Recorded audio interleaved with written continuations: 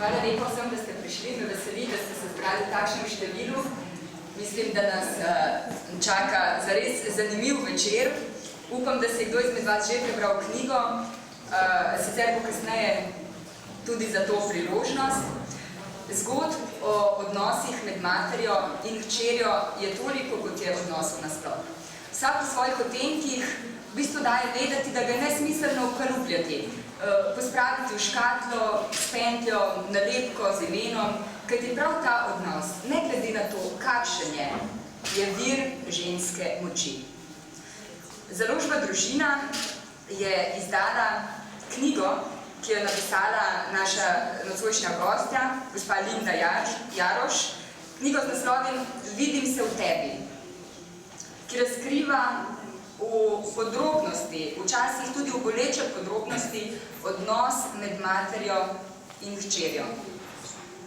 In kot začenja svojo knjigo z zelo pomembnim stavkom, gospa Jaroš, najlepše dovoljenje, ki ga mati in hči lahko podarita druga drugi, je dovoljenje, da sta to, kar sta.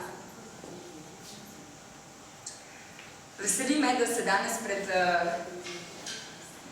izbrano množico ljudi lahko pogovarjam z vami, javno, odkrito. Toliko sem vas že imela priložnost poznati, da ste v svojih odgovorih, tako kot v knjigi, zelo odkriti. Ste zakladnica znanja in izkušenj, predavate, prirejate seminarje, na kateri svetujete ženskam v različnih življenjskih obdobjih in ste avtorica že 3 knjig, v Sloveniji zaenkrat prevedenih 2. In danes se posvečamo knjigi Vidim se v tebi.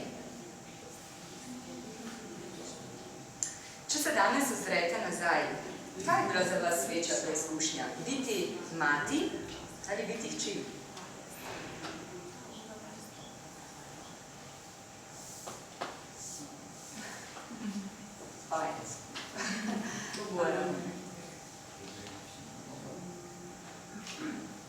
Mutter zu sein hat mich sehr herausgefordert, mit allen Situationen der Kinder, mit allen Emotionen umzugehen. Mit Emotionen wie Wut, wie Trotz, wie Trauer, wie Freude, mit allen Emotionen umzugehen und sie zu führen. Und manchmal auch Hilflosigkeit zu erfahren, manchmal auch Ohnmacht zu erfahren und das Gefühl, ich weiß nicht weiter.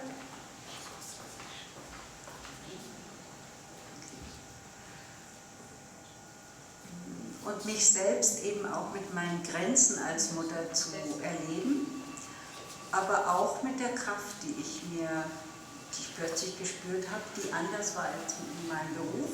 Ich habe gelernt zu führen und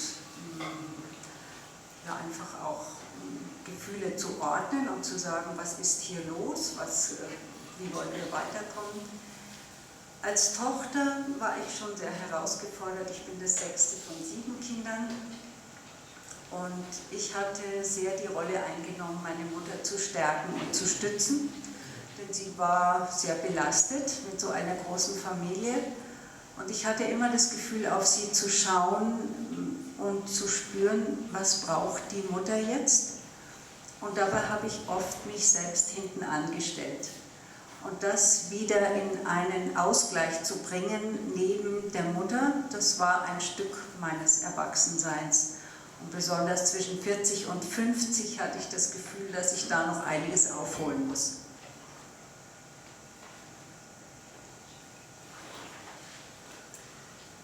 V svoji vlogi kot matera sem se soočala z velikimi izzivi glede vzgoja otrok. Kot prvo se moramo soočati z večjimi čustvi, kot so jeza, uporništvo, žalost in pa tudi veselje. In pri teh izzivih se velikokrat počutimo, kot da nimamo več moči, ne vemo, kako naprej. Ampak treba je poudariti, da sem v svoji vlogi kot matera razvila tudi izjemno moč. To je bilo nekaj v nasprotju z mojim poklicom, naučila sem se, kako voditi in želim tudi poudariti, da sem bila 6. od skupno 7 otrok in zaradi tega sem zmeraj gledala na to, kako lahko svoji materi pomagam, saj je bila s toliko otroki kar precej obremenjena. In zaradi tega sem sebe tudi postavila nekoliko v ozadje, sebe in svoje potrebe. In v obdobju, ko sem bila stara od 40 do 50 let, sem ugotovila, da moram ponovno vzpostaviti neko ravnovesje, da je treba to nadoknaditi.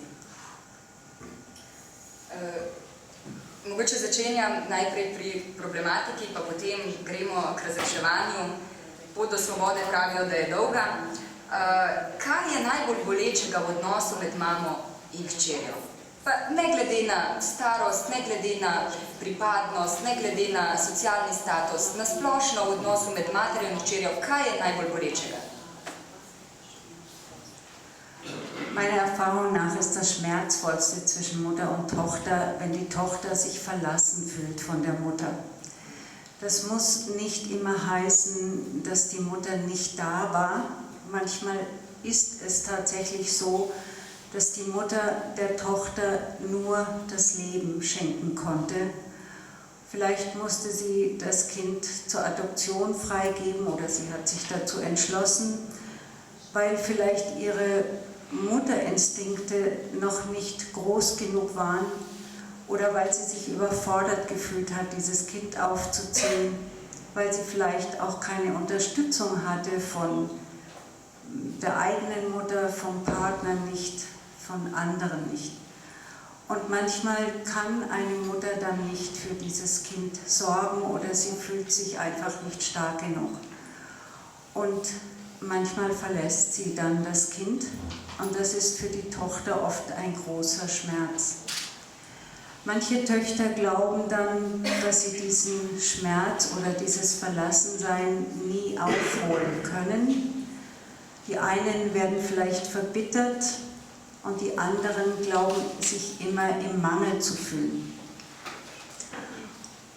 Und doch hat jede Tochter die Kraft, auch ohne die Mutter zu gedeihen. Jede Frau hat in sich so viel Überlebenskräfte, mit denen sie einfach auch ihr Leben meistern kann, in denen sie aufblühen kann, auch wenn sie nur wenig Mutterzuwendung hatte. Oft haben ja diese Frauen eine besondere Kraft entwickelt. Sie haben ganz oft aus sich selbst heraus diese Überlebenskräfte entwickelt, für sich auch zu sorgen. Ganz oft suchen diese Frauen, die verlassen wurden von der Mutter, sich andere Mütter, die sie nähern, die sie stützen und wärmen. Ein anderer Punkt, wo Frauen sich tief verletzt fühlen, das ist, wenn die Mutter die Tochter kritisiert. Wenn sie entwertet in ihrer Art, wie sie ist. Wenn die Mutter eine sehr kritische Frau ist und an der Tochter immer wieder alles klein macht, vielleicht auch ihren Körper entwertet, indem sie kritisiert, wie siehst du denn aus? Oder ja, sie einfach in vielem Äußeren nicht annimmt, wie sie ist. Das sind Verletzungen für die Töchter und auch wenn es Gewalt oder zerstörerische Seiten von Seiten des Mannes gegeben hat und die Tochter nicht geschützt werden konnte durch die Mutter. Diese 3 Punkte sind die größten Verletzungen zwischen Mutter und Tochter.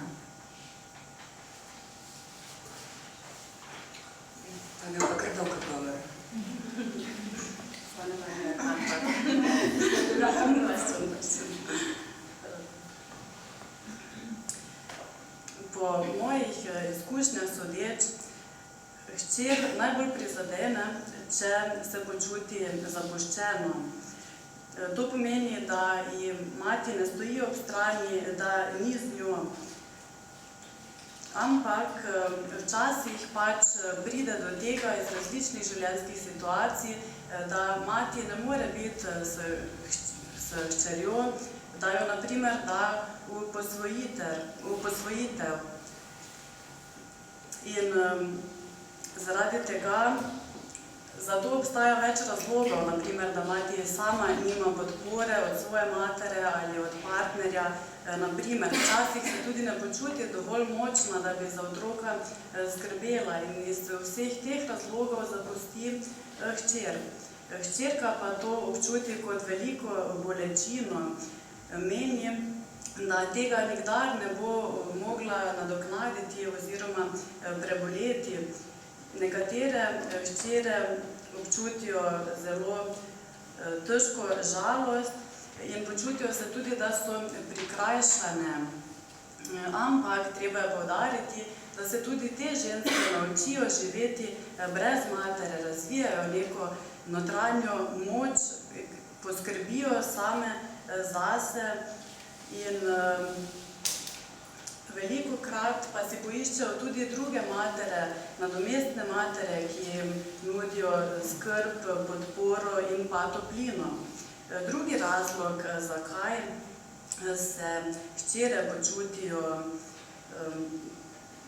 slabo v odnosu z materjo, pa je ta, da jih matere zmeraj kritizirajo, da jih ne spremejo takšne, kakršne so. Lahko, na primer, nenehno sprašujejo, kakšna pa si, glede na njihovo zunanjost, na primer. In to so rane hčera, ki se težko zacelijo. Tretji razlog pa je seveda nasilje, pred katerim matere svojih hčera ne zaščitijo.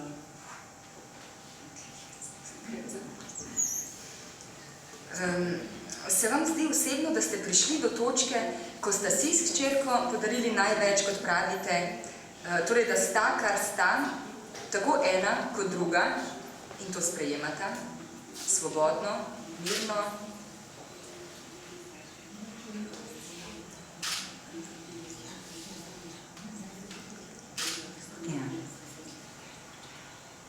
Ja, ich habe das Gefühl, gerade die Tochter, die mit mir dieses Buch geschrieben hat, sie war diejenige, die die Inspiration hatte, Mama, wir müssten mal zusammen ein Buch über Mutter und Tochter schreiben.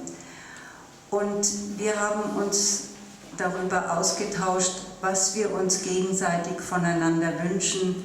Und da kam dieser Satz, dass jede die andere sie selbst sein lässt und ihr nicht ein Bild aufhängt, wie sie sein soll. Und dieses frei sein lassen, das haben wir als sehr wärmend und als sehr stützend empfunden. Da ist Freiheit, da ist Gelassenheit und das wollten wir anderen weitergeben. Ja, to bi lahko rekla. Predvsem moja hčer je bila tista, ki mi je dala oziroma ki je dala pobudo za najino skupno knjigo. Velikokrat smo se pogovarjali, kaj si želiva v odnosu, v medsebojnem odnosu in prišli sva do zaključka, da si želimo predvsem to, da si drugi pustiva, da sva to, kar sva. To je neka svoboda, občutek topline, ki je izredno prijeten. Si danes še kdaj ali še kaj očitate sebi kot mami, ali ste zbrali v sebi tudi to moč, da tudi sama sebi kot mami oproščate stvari, da si znate odpustiti stvari, ki bi jih danes delali drugače, kot ste jih delali pred 20 leti, 30. Ja, das gibt es für jede Mutter, dass sie erkennt im Nachhinein, da habe ich damals noch nicht die Liebe gegeben, die ich mir eigentlich vorgestellt hatte, und mich anzunehmen an diesen Grenzen. Ich hatte damals nicht mehr. Aber indem ich erkenne, wo ich meine Grenzen gespürt habe, zu sagen, aber heute kann ich mehr daraus entwickeln und ich will auch mehr daraus entwickeln. Und so bleibt jede Mutter und auch jede Tochter immer auf dem Weg. Ich kann meine Mutterliebe immer noch weiter bringen. Ich kann großherziger werden. Ich kann einfach noch wärmer werden, noch zugewandter werden. Da bin ich nie am Ende.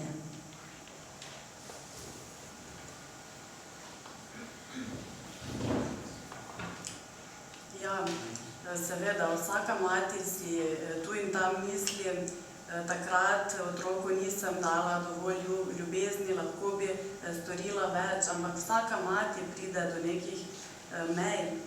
Takrat naredimo pač najboljše, kar smo v tistem trenutku zmožni. Ampak treba se priklicati v spomin, da živimo sedaj in če se zavedamo, da je možno več, da smo zmožni več, je treba za tem tudi strmeti. Zato sta mati kot tudi hči zmeraj na neki poti, kjer razvijata in dopolnjujeta svojo ljubezen. Zmeraj sta lahko še toplejši, se lahko še bolj ljubita. Temu ni nikdar konca.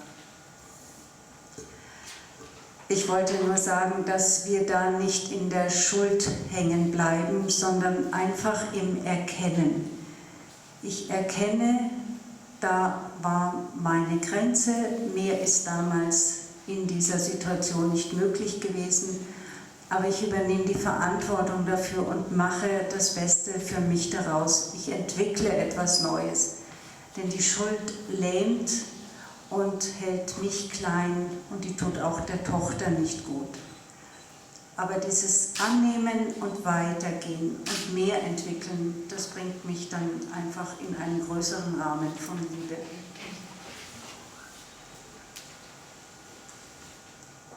Ne smemo se kriviti, ampak lahko odkrijemo, da smo pač prišli v preteklosti do neke meje, kjer nismo morali storiti več, kot smo storili. Ampak pomembno je, da prevzamemo to odgovornost, da se tega zavemo in da svojo ljubezen razvijamo dalje. Krivda utopi naše čustva, postanemo nezmožni nadaljnjih delovanj in ljubezni in zaradi tega je ključnega pomena, da tudi svojo ljubezen in svoje obnašanje razvijamo dalje. Da poživimo še malo naše moške v občinstvu, ki so bili tako dobri, da so prišli to poslušati. Hvala vsakemu.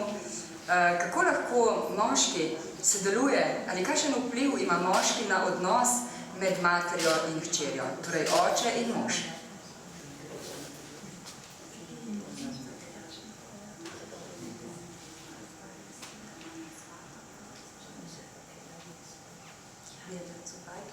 Das war's.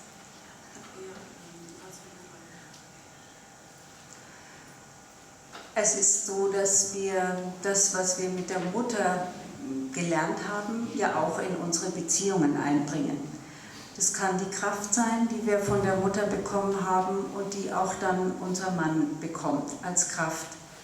Aber natürlich auch das, was wir an negativen Mustern von der Mutter aufgenommen haben, das bekommt auch meistens der Mann. Und wenn ein Mann feinfühlig ist und spürt, hier ist meine Frau gar nicht wirklich Frau, nicht wirklich erwachsen, sondern hier wirkt sie immer noch wie ein Mädchen, das sich vielleicht nicht traut zu sagen, was sie jetzt braucht. Sie wirkt einfach nicht in ihrer Kraft, sondern sie wirkt hilflos oder sie tut alles, ohne wirklich sich zu zeigen als erwachsene Frau. Wenn der Mann das spürt, dann kann es der Frau sehr helfen, wenn er sagt, ich habe nicht das Gefühl, dass du hier wirklich meine Partnerin bist. Du wirkst hier auf mich noch eher wie die Tochter meiner Mutter. Und Männer haben dafür oft ein gutes Gespür. Und anstatt die Tochter zu kritisieren oder seine Frau zu kritisieren, indem der Mann vielleicht sagt, du bist wie deine Mutter und damit das Negative meint, sondern ihr zu sagen, wie kann ich dir helfen, dass du hier einen Schritt wachsen kannst? Wie kann ich dich stärken?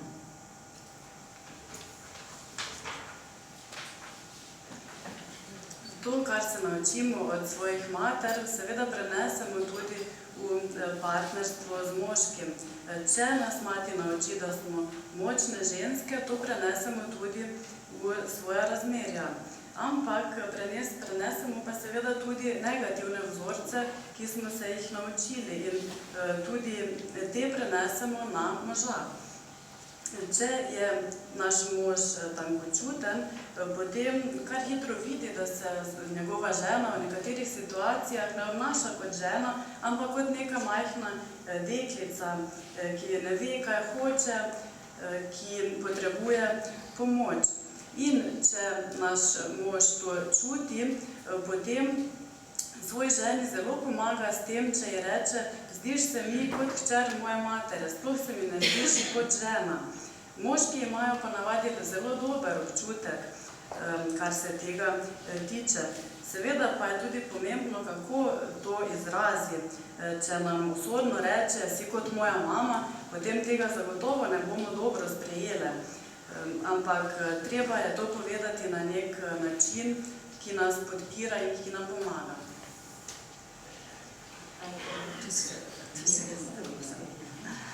Ein Beispiel, wenn ich als jüngere Ehefrau mit meiner Mutter zusammen war, hat mein Mann sofort gespürt, dass ich anders war. Und er hat mir das gesagt. Mir ist das zuerst nicht aufgefallen, bis er mir immer wieder gesagt hat, sobald du mit deiner Mutter zusammen bist, bist du schwächer. Und das hat mich erschreckt, dass ich da immer wieder in diese kleinere Rolle gegangen bin. Aber so habe ich es erkannt.